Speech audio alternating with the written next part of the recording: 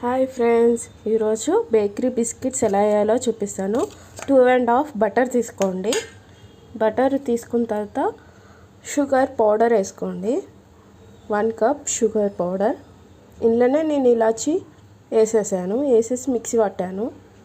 ఈ బటర్ కలిపేద్దాము. ఇట్లా బాగా కలిపేసుకోవాలి. ఇట్లా స్మాష్ చేయాలి. ఇట్లా కిందికి కన్నా కానీ పడవద్దు అన్నమాట. అలా ఉండాలి. ఇది చూడండి, ఇట్లా కింది కన్నా కానీ ఇట్లా గట్టిగా స్టిఫ్గా ఉండాలి. బాదం మిల్క్ పౌడర్ 2 స్పూన్స్ వేసుకున్నాం. 2 స్పూన్స్ బాదం మిల్క్ పౌడర్. ఇప్పుడు ఇది కలిపేసుకుందాం. 2 కప్స్ మైదా. 2 కప్స్ మైదా తీసుకోండి. కొంచెం ఉప్పు. ఇప్పుడు ఇదంతా కలిపేసుకున్నాం. మీ దగ్గర బటర్ లేకపోతే నెయ్యి కూడా వేసుకోవచ్చు.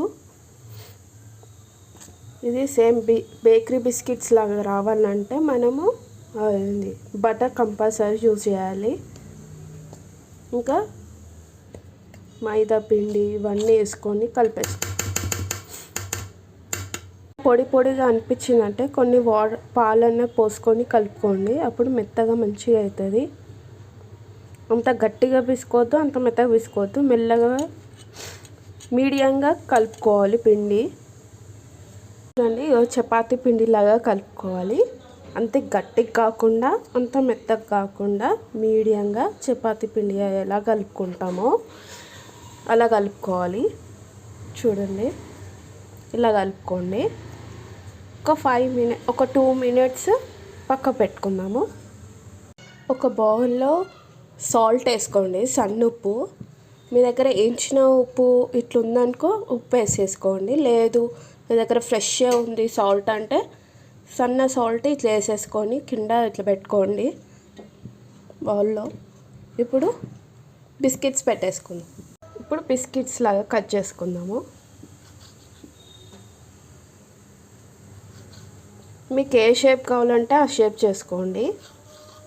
రౌండ్ ఉంటే రౌండ్, చపాతీలా చేసుకొని కూడా కట్ చేసుకోవచ్చు. ఇట్లా నెయ్యి వేసుకొని కొంచెం పొడి వేసుకున్నాను, మైదా పిండి అంటుకోకుండా కింద. ఇట్లా బిస్కెట్స్ రెడీ చేసుకున్నాం కదా. ఇప్పుడు ఈ సాల్ట్ హీట్ అయిపోయింది. ఇలా పెట్టేసుకున్నాను. దీనిపైన మూత పెట్టేసుకున్నాను. బిస్కెట్స్ రెడీ అండి. చూడండి, బిస్కెట్స్ రెడీ.